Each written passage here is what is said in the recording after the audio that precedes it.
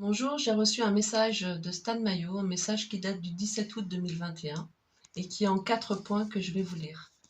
Petit 1, de nouveau otage du terrorisme d'État. Le vendredi 13 août 2021, à 6 heures du matin, le GIGN lançait un assaut au domicile de Véronique Tizy, vers Saint-Étienne. C'est moi qui ai été visée par cet assaut. Je ne sais pas qui a informé la brigade de recherche de Vichy sur mes traces depuis ma fameuse opération chocolat des fêtes de fin d'année 2020 et de début d'année 2021, du fait que je venais de faire un arrêt chez cette chère amie afin de m'y reposer une nuit avec Jeannette. Véronique Tizy, qui est aussi la présidente de l'association OJS, Organisation Jeannette et Stan, dans le cadre du combat contre la pédocriminalité de réseau, a eu sa porte d'entrée réduite en miettes et a subi la rafle de tous ses appareils de type ordinateur ou téléphone portable. Son amie May, handicapée sévère, qui vit chez elle, dut subir aussi ce réveil en sursaut, braquée par des psychopathes hurlant comme des cochons sauvages avec leurs fusils d'assaut. Les 10 individus prirent un plaisir ostensible à me bousculer plus que nécessaire, alors que, réaliste, je ne résistais pas. Bref, je fus donc transférée à la brigade de recherche de Vichy par le PSIG, qui avait assisté le GIGN dans cette chasse héroïque aux terroristes, à l'homme association de malfaiteurs. Là encore, je laissais mon amour Jeannette seule et désespérée, s'accrochant à son courage hors pair. Pour moi, le pire était évité. Cette fois, elle ne se retrouvait pas incarcérée, pas plus inquiétée que par une audition en tant que témoin. Les gendarmes de la compagnie de Vichy furent très corrects avec moi. Les gendarmes du PSIG, une équipe jeune et sympa, furent même prévenants à mon égard. Bien loin de savourer ma capture. Concernant l'adjudant-chef de la BR, très correct également, c'était pour lui un grand jour, et très vite il manifesta sa totale partialité, comme d'habitude. Cet enquêteur n'était pas chargé d'apporter la manifestation de la vérité, mais de mettre en forme ma culpabilité écrasante. Là, de nouveau, il s'agit d'association de malfaiteurs dans le cadre d'une infraction punissable de 10 ans d'emprisonnement. Plus précisément, c'est le CNT de France qui est désigné comme étant cette association de malfaiteurs. Et mon implication est relative à mon bref passage au CNT l'hiver dernier avec la fameuse opération Chocolat. Pour rappel, je sortais le 30 novembre dernier de ma dernière incarcération provoquée par mes efforts pour dénoncer la protection institutionnelle de la pédocriminalité, mais handicapée par 3 ans de mise à l'épreuve et 2 ans de sursis. Quelques jours après ma sortie de la prison de Poitiers-Vivonne, j'ai accepté le rendez-vous en visioconférence privée proposé par Éric Fiorile. J'avais été informée de son programme pour le 18 décembre 2020, qui consistait à organiser une vaste convergence de divers mouvements, dont les forains sur Paris. Étant très opposée aux manifs de façon générale, je redoutais terriblement que son initiative ne provoque de graves débordements, voire ne déclenche carrément une guerre civile. C'est donc à commencer pour tenter de faire annuler cet événement sous cette forme si dangereuse que j'ai sur le champ accepté la surprenante proposition d'Éric Fiorile, à savoir prendre la charge des opérations de terrain du CNT et la direction de la Néopole. J'eus immédiatement carte blanche pour réorienter les actions de terrain et pour commencer celle prévue pour le 18 décembre vers mon vieux concept de communication citoyenne avec les forces de l'ordre à l'occasion des fêtes, l'opération Chocolat. Le 18 décembre, j'évitais le pire, faisant annuler la grande convergence in extremis. Confirmation m'avait été apportée que de très importantes troupes de divers corps constitués attendaient de pied ferme tout ce petit monde. Jusqu'au 8 janvier 2021, mon opération Chocolat battit son plein, occupant les forces vives du CNT d'Éric Fiorile. Il y avait d'excellentes remontées de terrain quant à l'accueil fait, surtout par les gendarmes, aux braves gens venant leur souhaiter leurs meilleurs vœux. Les échanges étaient souvent très engageants, offrant un réel espoir qu'en cette période si cruciale et grave, le peuple obtienne une prise de conscience assez générale quant à notre réelle situation collective de la part de ses forces publiques. Les événements organisés par l'État terroriste macronien allaient bientôt tous nous écraser, jusqu'à la fameuse obligation vaccinale que les plus conscients voyaient venir, malgré les mensonges du premier traître à la nation. Hélas, Delphine Combes, sorte de président de substitution ou de paille, nommé en cas de coup dur par Fiorile, me planta du jour au lendemain avec mon opération Chocolat, à la date du 8 janvier 2021. Nous avons encore 3 semaines devant nous, jusqu'au 31 janvier, pour tenter de provoquer le miracle d'un basculement des forces de l'ordre dans le camp de la vérité, de l'honneur et du courage. Les troupes du CNT, galvanisées par des résultats de plus en plus visibles, allaient mettre les bouchées doubles sur la dernière ligne droite. Si seulement la trahison de cette femme n'était pas venue tout jeter par-dessus bord. Bref, je raconte tout cela dans le détail à travers un livre, publié depuis sur mon site de la Nouvelle Résistance de France, www.nrf.solution. Du CNT de France à la Nouvelle Résistance de France. Deuxième point, l'appel à la désobéissance pour les forces de l'ordre, mon dernier crime odieux. Du vendredi 13 au dimanche 15 août au matin, j'ai donc été travaillé par un parfait acteur de la police politique du régime macronien de Vichy. Celui-ci tenta d'orienter l'audition avec des procès d'intention visant à mettre en scène une quelconque notion criminelle, crapuleuse, voire terroriste dans le cadre de mon initiative de l'hiver dernier au CNT. Mon message aux forces de l'ordre public accompagnant l'opération Chocolat est au cœur même de l'accusation, avec mon appel à la désobéissance et, au comble de tout, mon appel à organiser une opération de police pour neutraliser les traîtres à la nation qui occupent les sphères de l'État français. En termes de procès d'intention, il m'est imputé une intention présentée comme crapuleuse de renverser l'État, comme si celui-ci avait été légitime, honnête et bienfaisant, et comme si cette intention de ma part était de l'ordre de l'ambition politique. Je suis en effet clairement accusé de vouloir nuire à la défense nationale, alors que mes intentions apparaissent tout aussi clairement depuis plus de 15 ans de lutte clandestine contre la protection institutionnelle de la pédocriminalité. C'est d'ailleurs mon appréhension de ce fléau avec ses tenants et aboutissants qui, dès ma première année de clandestinité pour le combattre, m'a poussé à chercher le remède à la racine profonde du mal, c'est-à-dire au niveau des traîtres à la nation qui se succèdent à sa tête, dans un premier temps. Aujourd'hui, où le pays est plongé dans le chaos absolu dans un vaste plan planétaire de mise en chaos de l'actuelle civilisation pour le nouvel ordre mondial, ce par l'actuel occupant et sa clique infâme, leur neutralisation apparaît une évidence à toutes les personnes de conscience aimant suffisamment la France et le reste du monde. Hélas, une minorité dérisoire. Bref, là où je parlais d'opérations de police au plus haut niveau de l'État, il m'a été répondu que cela s'appelle un coup d'État, avec un flot de questions pour me faire dire qui prendrait alors le pouvoir. L'insistance du pseudo-enquêteur, je reviendrai là-dessus, souhaitait donc m'imposer le vocable de coup d'État, de renversement, de prise de pouvoir. Cela indique l'orientation qu'il a ordre à donner à sa pseudo-enquête, faire incriminer le CNT de France ainsi que moi-même, bien que tout indique que cette structure et moi n'avons plus rien à faire ensemble et que je n'y ai évolué que durant moins d'un mois, dans le cadre d'une tentative de renversement de l'État à des fins crapuleuses, la prise de pouvoir.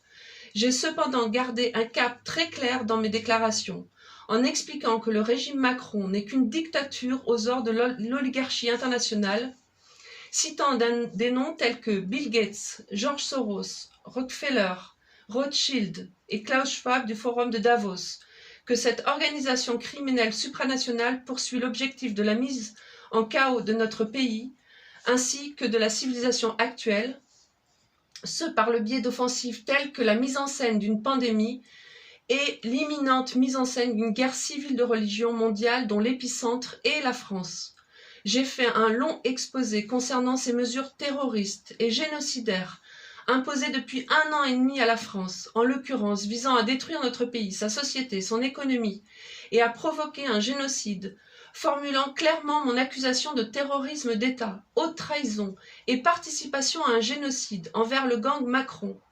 J'ai donc conclu en déclarant que mon objectif n'était nullement une prise de pouvoir, mais la neutralisation de l'organisation criminelle qui occupe le pays et le plonge dans le chaos avec le rétablissement d'un état de droit en urgence.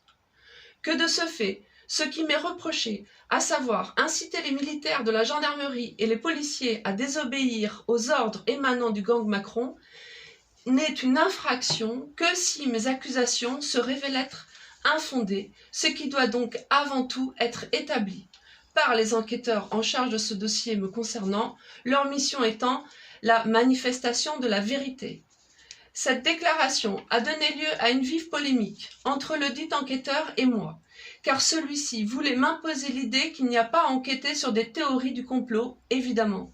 J'ai tout de même poursuivi en rappelant l'article 434-5 du Code de sécurité intérieure, qui établit le cadre légal dans lequel tout gendarme ou tout policier peut refuser d'appliquer un ordre menaçant l'intérêt public, et que ma démarche vis-à-vis des forces publiques était de leur rappeler cet article en leur expliquant au mieux en quoi les ordres qu'ils reçoivent depuis le début de l'offensive de mise en scène de pandémie sont de nature à nuire à l'intérêt public, s'agissant d'un doux euphémisme. Cette déclaration a également suscité les remarques partiales et déplacées de l'enquêteur, voulant me faire une leçon de morale. Ce ne serait pas à moi de faire ce genre de choses. Déconcentré, je n'ai pas du coup pensé à rappeler que tout citoyen est tenu d'informer l'autorité judiciaire de la commission d'un crime en cours s'il a connaissance de tels faits. En revanche, dans mes conclusions, j'ai bien rappelé que je n'étais pas en infraction que si je me trompais sur toute la ligne et que cela devait être établi, et que, le cas échéant, il ne pouvait m'être imputé le moindre élément intentionnel ou moral de nuire à la défense nationale ou à l'intérêt public, ni la moindre intention criminelle ou crapuleuse, que ce soit d'une façon générale, à l'occasion de mes agissements, car, sans élément moral ou intentionnel à associer aux éléments légaux et matériels, la constitution d'une infraction ne pouvant être établie que par la réunion des trois éléments, ma culpabilité ne pouvait pas être établie. J'ai donc alors profité pour déclarer que je persistais dans ma démarche, celle par laquelle je suis en l'occurrence poursuivi et incarcéré, ce également à l'occasion de cette garde à vue. Au moins ma position est bien claire, et ma triste situation peut être largement exploitée depuis l'extérieur pour forcer l'ensemble de l'institution judiciaire à parler de ce dont il est interdit de parler. Troisième point, notre action collective à travers mon affaire. Ainsi, à travers l'exploitation de cet événement judiciaire, vous devez, nous devons, réveiller la conscience et le sens de l'honneur d'un maximum de membres des principaux corps constitués concernés par la manœuvre de terrorisme d'État, visant à les utiliser comme bras armés de ces offensives terroristes et génocidaires du gang Macron. De toute urgence, nous devons exploiter ma mise en accusation en prenant le système à son propre jeu, via les médias, afin d'imposer par la force de débat interdit avec suffisamment de raffus pour que cela enraye les offensives d'inoculation des prétendus vaccins anti-Covid. Nous devons ainsi intervenir dans l'imminente prise de position de chefs militaires par rapport à l'obligation vaccinale, vu que ceux-ci sont mis sous pression par l'occupant afin de faire passer dans l'armée pour cette rentrée dans quelques jours. Je tiens à vous rappeler que la menace du déclenchement d'une guerre civile en France est au programme des forces occultes qui tirent les ficelles du gang Macron, que celle-ci doit avoir lieu sur le thème du choc des religions et cultures depuis la France et enflammer le reste de l'Europe. C'est pour cela que le bidet et la sorcière Merkel ont subitement abandonné l'Afghanistan, mais aussi l'Irak, la mise en chaos de ces pays allant provoquer la nôtre sous peu, via l'instrumentalisation de la problématique des réfugiés. Mais dans le sillage d'une guerre civile dite de religion que veut déclencher notre ennemi à tous, celui-ci entend que la véritable guerre civile se propage aussi entre les vaccinés et les anti-vaccins. Probablement, les jours nous sont-ils comptés pour enrayer ce complot de mise en chaos de notre pays. Lorsque l'ennemi intérieur aura déclenché de façon effective cette phase de notre mise en chaos, les forces dites publiques et notre armée se resserreront par réflexe conditionné autour de l'occupant, leurs armes pointées contre nous tous. Et c'est ainsi que l'ennemi intérieur entend imposer par la force le pass nazitaire. Dernier point, petit 4, mon état d'esprit, notre mission collective sacrée, le réel enjeu. Emprisonné à Poitiers-Vivonne, je me pensais qu'à survivre et sortir à temps afin de tenter quelque chose pour sauver notre pays et à travers cela bien plus en fait. Car ce plan diabolique de notre mise en chaos terminal vise à travers nous, à travers entre autres notre éradication, la fin de la création et du règne de la nature pour l'installation d'un nouvel ordre mondial luciférien. Cet ultime piège civilisationnel nécessite notre mise en chaos au niveau planétaire, très en profondeur, ainsi que l'extinction de notre actuelle version d'être humain. Nous devrions être remplacés via la procréation artificielle par des générations de sous-produits humains artificialisés issus des révolutions du genre et transhumanistes. Bref, le plus parfait des bétails. L'appréhension que j'ai des tenants et aboutissants de tout ce que nous subissons, ainsi que du réel enjeu qu'il y a, m'a mis au service de cet ultime combat du bien contre le mal. Tout est là. Ce qui peut donc m'arriver est absolument secondaire, et j'estime que ce retour dans l'enfer carcéral, entre les griffes de la bête, est sans doute ce qui m'offre la meilleure façon d'être utile dans ce combat. À ce sujet, j'ai fini par identifier la nature de cette merveilleuse protection dont j'ai jusqu'au 13 août pu bénéficier en échappant de nouveau en quelques jours à un contrôle appuyé de la BAC de Paris, puis à une énième traque en règle depuis un contrôle de gendarmerie sur une barrière de péage en sortie de Paris. J'ai cru, l'espace d'une défaillance morale, d'une nuit blanche dans un cachot, que mon arrestation un vendredi 13 signifiait que je n'étais plus protégée. Parvenant malgré tout à m'endormir en milieu de nuit, je fis contre toute attente un voyage très agréable, très particulier. Je me suis réveillée certes épuisée, mais habitée d'une infinie sérénité. J'ai récupéré l'information que la protection ne m'a jamais quittée, mais qu'au contraire elle est devenue si puissante, qu'elle sait me donner la force de tout endurer, sans plus de défaillance de ma part, jusqu'à expiration du temps qui m'est imparti pour ce combat crucial. J'ai aussi eu confirmation qu'en bout de course de tout cela, l'ultime enjeu est notre âme, aux uns et aux autres, dans ce que nous devons avoir la force de ne considérer que comme une mise à l'épreuve, parlant de notre vie. Ainsi, toutes les personnes qui, à travers cette mise en chaos de notre monde, y consentent et y consentiront, en s'affranchissant de mettre en jeu leur incarnation avec l'héroïsme qui sied à notre réelle situation, et en fonction de ce qui est réellement en jeu ici-bas, vendent ou auront vendu leur âme au diable. Peu importe que l'on se cache derrière la justification de ne pas avoir saisi la réalité du grand complot terminal en cours, de ne pas avoir su, qui revient en fait à ne pas vouloir savoir par pure lâcheté. Il n'y a pas de camp de neutralité, et notre engagement à tous au niveau intimement personnel est requis et incontournable. J'ai, pour ma part, et depuis fort longtemps déjà choisi mon camp et formalisé la chose. Ceux qui restent accrochés à des notions de carrière, d'acquis sociétaux, ou qui n'ont comme qu'unique préoccupation que de s'éviter des ennuis, choisissent par défaut le mauvais camp et se préparent leur prochaine incarnation dans le monde infernal qu'ils consentent de fait à voir se mettre en place. À tous mes chers amis chrétiens, je tiens à rappeler cette belle citation d'un célèbre abbé écrivain: tout chrétien qui n'est pas héroïque est un porc. De mon point de vue, ce n'est pas cool pour les porcs. Alors mes chers amis, je vous en conjure, réveillez-vous, faites le bon choix, rentrez en piste. Rien n'est encore joué, bien que tout ce que nous prétendons aimer soit très mal barré, mais pas autant que les âmes humaines. Voilà les amis. Donc c'est un message de Stan, comme vous le savez, il a encore été arrêté. Encore un prisonnier politique que ces salopards ont enfermé. N'ayez pas peur.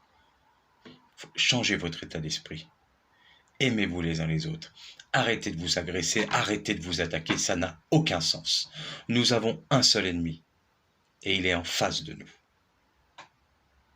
Stan, en tout cas, on est avec toi, on ne te laissera pas tomber. Ce combat que tu mènes avec ta petite femme depuis, on compte même plus les années, que tous ceux qui... Si vous aviez fait tous autant que vous êtes, et moi pareil, si on avait tous fait 1/10 de ce qu'ils ont fait, franchement, on n'en serait pas là. Et si vous avez un petit peu de conscience, rejoignez-nous dans le combat. Mais ne nous attaquez pas. Ça n'a pas de sens non plus. Parce que au final, moi je vais vous dire quelque chose, vous ne pouvez pas nous atteindre. Nous sommes beaucoup plus forts que vous. Allez les amis, je vous laisse. Soyez forts, soyez heureux et surtout soyez positifs. Tout dans la paix et l'amour. Stan, on te voit bientôt.